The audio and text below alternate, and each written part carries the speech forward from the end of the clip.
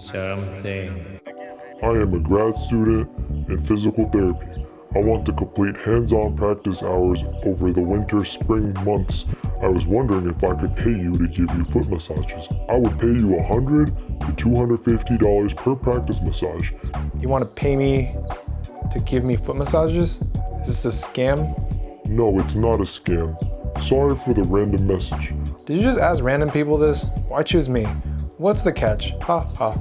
I did not mean to offend you. No catch at all. I saw you and you looked cool, so I took a chance to ask you.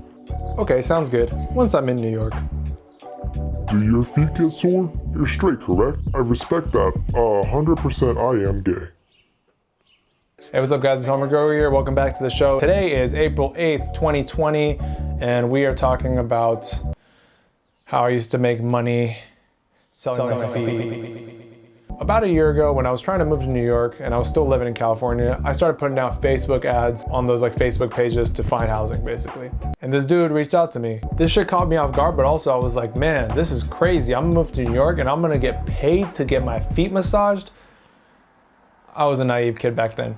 So now we're in the situation, right, where I've started my conversation with him. He's hit me up like, every couple days. And at this point, I'm like kind of just like leading him on. I didn't really like know if I was gonna like go through with it or not, but I was like, you know what? I'm down for it, cause like I'm a pretty crazy guy. And then at some point he's like, you wanna meet up? And I'm like today? And he's like, yeah. And I'm like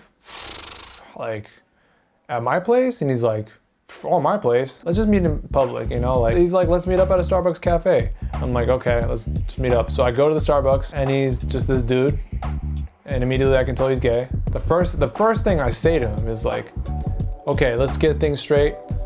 You're gay, right? And you have a foot fetish. And he's like, yeah, of course, that's obvious. Well, the first thing that I did tell him when I met him at the Starbucks was like, okay, we just gotta establish like one thing. You cannot touch my pee-pee when we do this. Like, you could touch my feet because you have a fetish for it, but you cannot touch my pee-pee, okay? So one thing is, he likes to call these sessions, he likes to call it worshiping my feet. And I'm sure this is a whole fetish thing, but I just don't know anything about it. So like, he likes to worship my feet. And he's like, okay, well, let's do sessions. I'm like, okay, well, can we do like $300, blah, blah, blah. And then he's like, yeah, sure, blah, blah, blah, blah. And I'm like, all right. So now we've like set up this whole meeting. He's like gonna come to my place and I'm inviting this random stranger to my home to touch my feet, to pay me money. Boom. We're only making smart moves in 2019. I shit you now, this is weird. Like, he was like, I'm on my way. And he's like, I could tell he's fucking horny. I'm like, dude, should I have a fucking knife? Should I have like a knife with me? Like, now I know how it feels for like a random Tinder girl to invite like a guy over. Like, it's just weird. I have this dude coming over, like, I don't even know what's gonna happen. Like, he's gonna fucking try to fuck me? Fuck it, like, I'm just nervous. He gets there, but it's like super like nonchalant. Like, he just comes in, we're just like chilling. And then like no one's home, so he just like massages my feet in the living room. Okay, and then now we're just gonna like fast forward time. Several months later. Start doing like multiple sessions like back to back, and I'm like, oh shit, like this is crazy, man. Now I'm really making money off this. And like, so we've done like a couple sessions now, and I think it's like 4 or 5 sessions in. So like at one point he was like, hey, listen, I want to do a massage, but I want you to take off your shirt, and I will pay $900. But like, I need you to take off your shirt and I'm gonna do like a full body massage. Damn, this is like escalating quickly. I took off my shirt and he's like, all right, full body massage. And he's like getting like on my shoulders and like my back a little bit and like still touching my feet. You can't touch my pee-pee. And he's like, okay. Then that session's done, right?